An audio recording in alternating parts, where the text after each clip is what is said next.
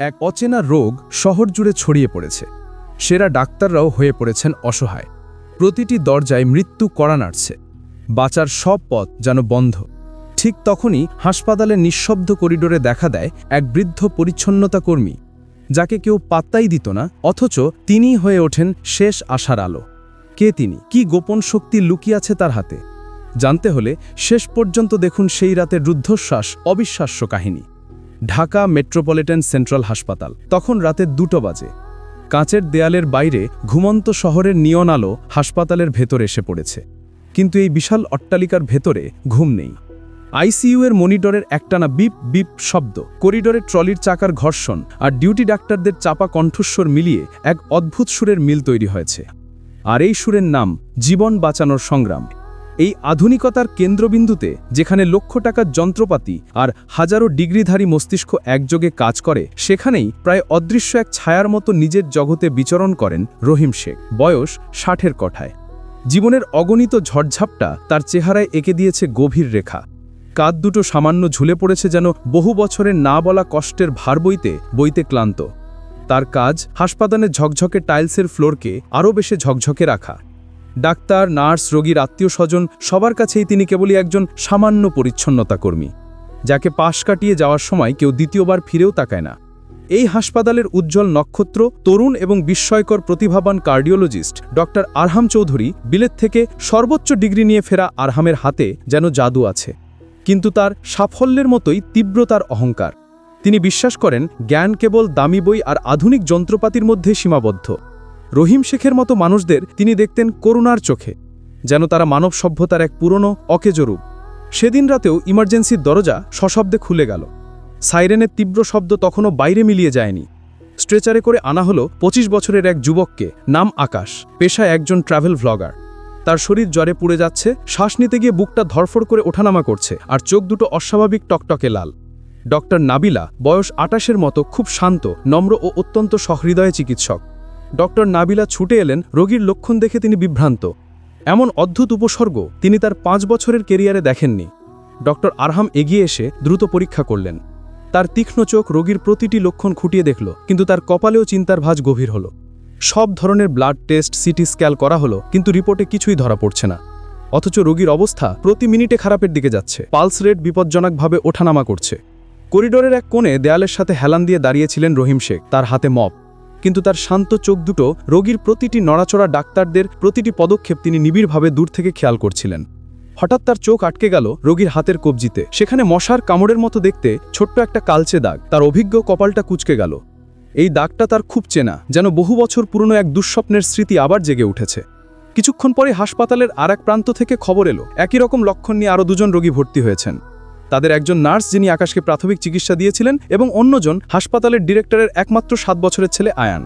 পুরো হাসপাতালে এক অজানা শীতল আতঙ্ক ছড়িয়ে পড়ল। ডাক্তাররা ধরে নিল এটা কোনো ছোঁয়াচে ভাইরাস, কোনো ব্যাকটেরিয়া যা অ্যান্টিবায়োটিককে হার মানাচ্ছে, নাকি নতুন কোনো মহামারী যা এই শহরের বুকে আঘাত করতে চলেছে। শহরের সেরা ডাক্তাররা ভিডিও কনফারেন্সে যোগ দিলেন, কিন্তু কেউই কোনো সমাধান করতে পারল না। ডক্টর আরহাম রাগে দেয়ালে এক ঘুষি মেরে চিৎকার করে বললেন, এটা অসম্ভব। এমন কোনো রোগ থাকতেই পারে না যার কোনো বায়োলজিক্যাল মার্কার আমরা খুঁজে পাচ্ছি না। নিশ্চয়ই আমাদের মেশিনে কোনো সমস্যা হয়েছে। ঠিক তখনই প্রথম রোগী আকাশের বেডের মনিটর থেকে এক দীর্ঘ একটানা আওয়াজ ভেসে এলো। হৃৎপিণ্ডের রেখাটি সরল হয়ে যাচ্ছে। মৃত্যু তার প্রথম শিকারকে কেড়ে নিয়েছে। আর এই ঘটনার মধ্য দিয়ে শুরু হলো এমন এক বিভীষিকাময় রাতের, যা ভোরের আলো দেখার আগেই কেড়ে নিতে চেয়েছিল আরও অনেকগুলো নিষ্পাপ প্রাণ। আকাশের মৃত্যুর পর হাসপাতালের পরিবেশ যেন বরফ শীতল হয়ে গেল। ডক্টর নাবিলা কান্নায় ভেঙে পড়লেন, কারণ আকাশ তারই বয়সী ছিল। ডক্টর আরহাম নিজের চুল খামচে ধরে অসহায়ভাবে পায়চারি করতে লাগলেন।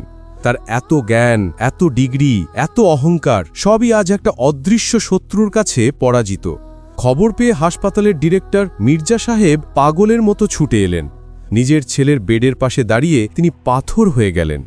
দ্রুত সিদ্ধান্ত নেওয়া হলো, পরবর্তী নির্দেশ না দেওয়া পর্যন্ত হাসপাতাল সম্পূর্ণ লকডাউন থাকবে। প্রধান গেটে তালা ঝুলিয়ে দেওয়া হলো। কেউ ভেতরে আসতে পারবে না, বেরোতেও পারবে না। জীবন বাঁচানোর মন্দির মানে সেই হসপিটাল নিজেই যেন এক মৃত্যু ফাঁদে পরিণত হল। রহিম শেখ তখনও চুপচাপ।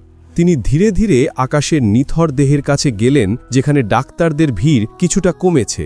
তিনি ঝুঁকে পড়ে খুব সাবধানে যুবকের হাতের সেই কালচে দাগটি দেখলেন। তারপর তার দৃষ্টি গেল রোগীর ট্র্যাভেলিং ব্যাগটার ওপর, যা বেডের নিচে রাখা ছিল।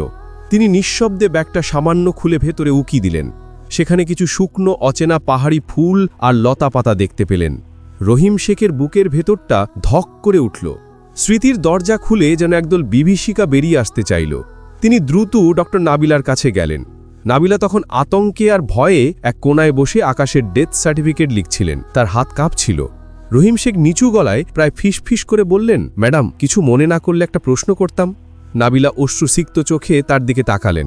একজন পরিচ্ছন্নতা কর্মীর মুখে এমন গম্ভীর স্বর শুনে তিনি অবাক হলেন।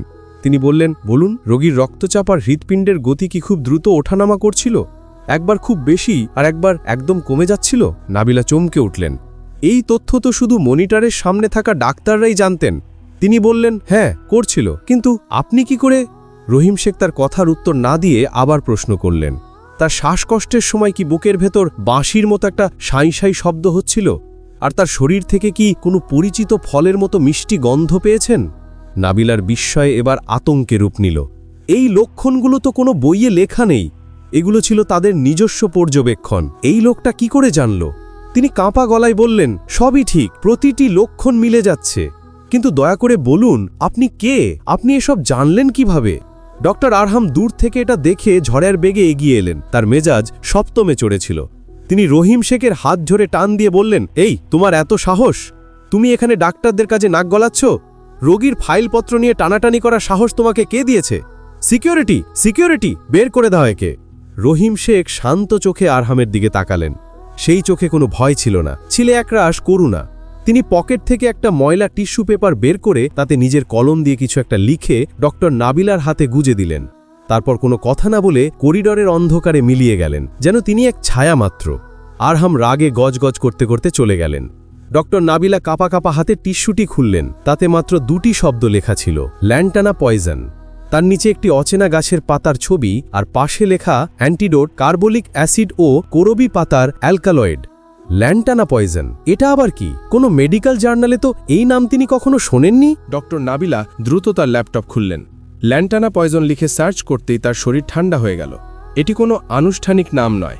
এটি বান্দরবনের গভীর অরণ্যে পাওয়া এক ধরনের বিরল উদ্ভিদ ল্যান্টানা ক্যামেরার বিষাক্ত রসকে দেওয়া স্থানীয় আদিবাসীদের নাম।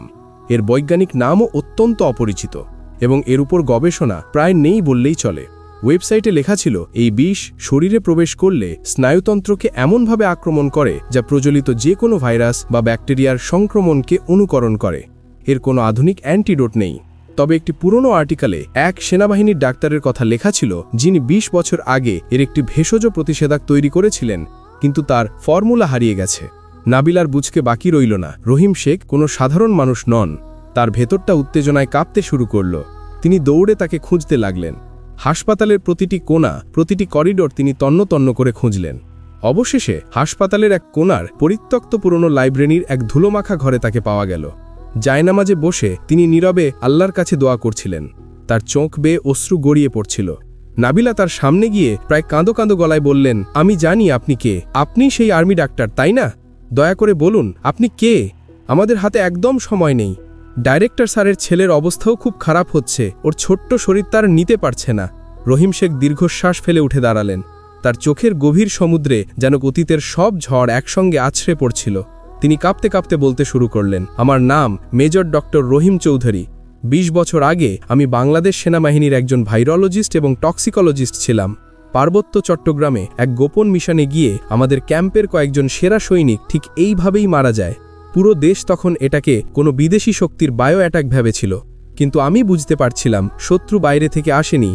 শত্রু লুকিয়ে আছে ওই জঙ্গলের গভীরে। আমি তখন স্থানীয়দের সাহায্যে এই ল্যান্টানা বিষ সম্পর্কে জানতে পারি। আমি প্রথম এর গঠন বিশ্লেষণ করে একটি প্রতিষেধক তৈরি করেছিলাম। সেই প্রতিষেধক দিয়ে আমি বাকি ক্যাম্পকে বাঁচিয়েছিলাম। তার গলায় ফুটে উঠল তীব্র যন্ত্রণা।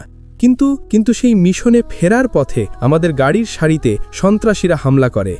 এক ভয়াবহ বিস্ফোরণে আমি আমার স্ত্রী আর আমার ৭ বছরের একমাত্র ছেলেটাকে হারাই। তারা আমার সাথেই ফিরছিল। আমার চোখের সামনে ওরা। তিনি আর বলতে পারলেন না। আমার জ্ঞান, আমার সাফল্য আমার পরিবারকে বাঁচাতে পারেনি। সেই অপরাধ বোধ থেকে আমি নিজেকে আর ক্ষমা করতে পারিনি। ডাক্তারি ছেড়ে দিয়েছিলাম। নিজের পরিচয়, নিজের অতীত সব কিছু মুছে ফেলেছিলাম। ভেবেছিলাম এই জ্ঞানকে আমি আমার সাথেই কবর দিয়ে দেব। তার গল্প শুনে ডক্টর নাবিলার চোখ দিয়ে অঝরে পানি পড়তে লাগলো। ঠিক ঠিক তখনই নার্সের চিৎকার ভেসে এলো, ডক্টর তাড়াতাড়ি আসুন, আয়ানের হার্টবিট বন্ধ হয়ে যাচ্ছে। নাবিলা ডক্টর রহিম চৌধুরীর হাত ধরে বললেন, ডক্টর আজ আল্লাহ আপনাকে আরেকবার সুযোগ দিয়েছেন। আজ ওই বেডে আপনার ছেলে শুয়ে আছে, ভেবে নিন, আপনাকে পারতেই হবে। আপনি শুধু একজন ডাক্তার নন, আপনি আমাদের শেষ আশা, আমাদের শেষ বিশ্বাস। বহু বছর পর ডক্টর সম্বোধন শুনে রহিম চৌধুরীর শরীরটা কেঁপে উঠল। তার ঝুলে পড়া কাঁধটা যেন এক ঝটকায় সোজা হয়ে গেল। চোখের দৃষ্টিতে ফিরে এলো সেই পুরনো ইস্পাত কঠিন আত্মবিশ্বাস। তিনি বললেন, হাসপাতালের পুরনো ফার্মেসিতে হয়তো কার্বলিক অ্যাসিড পাওয়া যাবে, আর বাগানের পেছনের দিকে আমি করবি গাছ দেখেছি। আমাকে এখনই সেখানে নিয়ে চলো। এক মুহূর্ত নষ্ট করার মতো সময় আমাদের হাতে নেই। ডক্টর অরহম দূর থেকে সব শুনে দৌড়ে এলেন। তার মুখে সন্দেহ আর আংশিক বিশ্বাসে ভরা ছিল। তিনি চিৎকার করে বললেন, এটা পাগলামি, আমি কোনো হাতুড়ে চিকিৎসা আমার হাসপাতালে হতে দেব না। এর কোনো ক্লিনিক্যাল ট্রায়াল নেই, কোনো সায়েন্টিফিক পেপার নেই, এটা হত্যা করার শামিল হবে। রহিম চৌধুরী শান্ত কিন্তু বজ্রের মতো কঠিন গলায় বললেন, বিজ্ঞান যখন বইয়ের পাতায় সীমাবদ্ধ থাকে তখন তাকে তত্ত্ব বলে ডক্টর, আর যখন সেই জ্ঞান মানুষের জীবন বাঁচায় তখন তাকে বলে অভিজ্ঞতা। এখন আপনি আপনার অহংকার বাঁচাবেন নাকি ওই মাসুম বাচ্চাটার জীবন?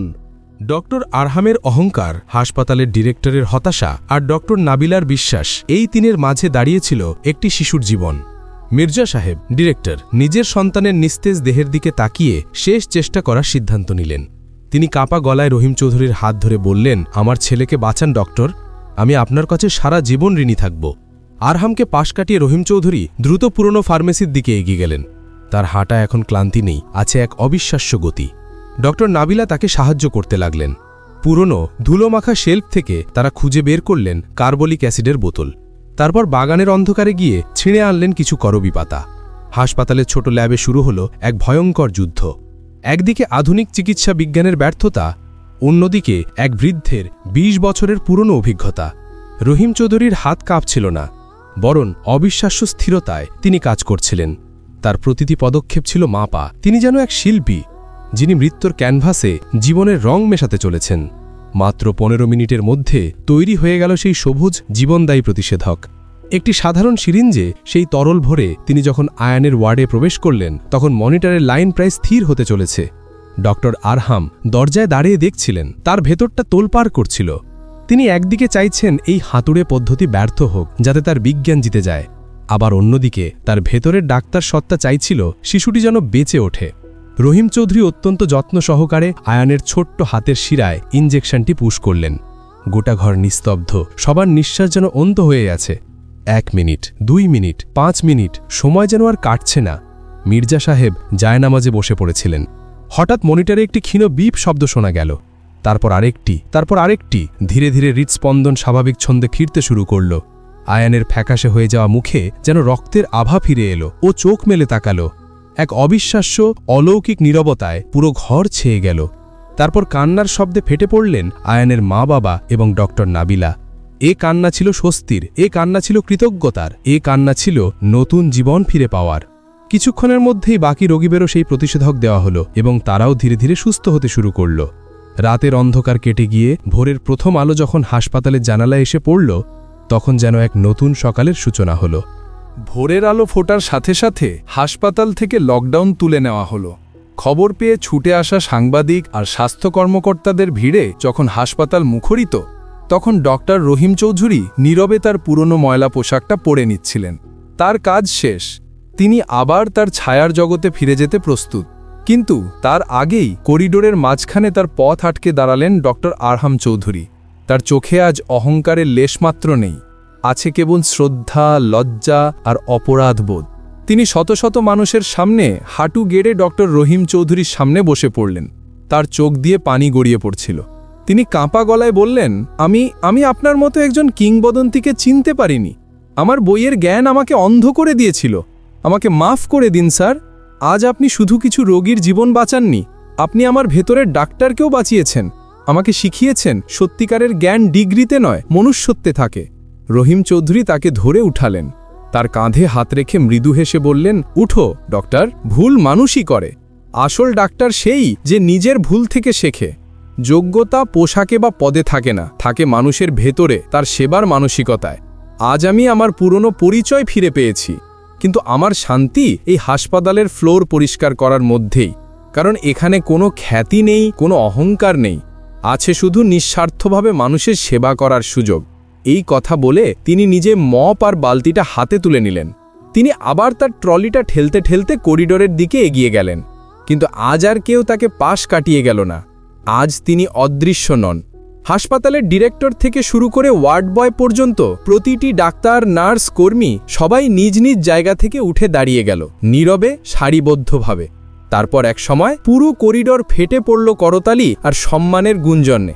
যিনি কিছুক্ষণ আগেও ছিলেন একজন তাচ্ছিল্যের পাত্র, একজন অদৃশ্য পরিচ্ছন্ন কর্মকর্তা, তিনি আজ হয়ে উঠলেন সবার চোখের মণি, এক সত্যিকারের নায়ক, শেষ প্রহরের সেই নীরব প্রহরী। তার গল্পটা হাসপাতালের দেয়ালে দেয়ালে কিংবদন্তি হয়ে রইল, আর প্রমাণ করে দিল সূর্য মেঘের আড়ালে ঢাকা পড়লেও তার আলো কখনো কমে না। গল্পটি কেমন লাগলো কমেন্টে জানাও। ভিডিওটি ভালো লাগলে লাইক দাও আর সাবস্ক্রাইব করে পাশে থাকো।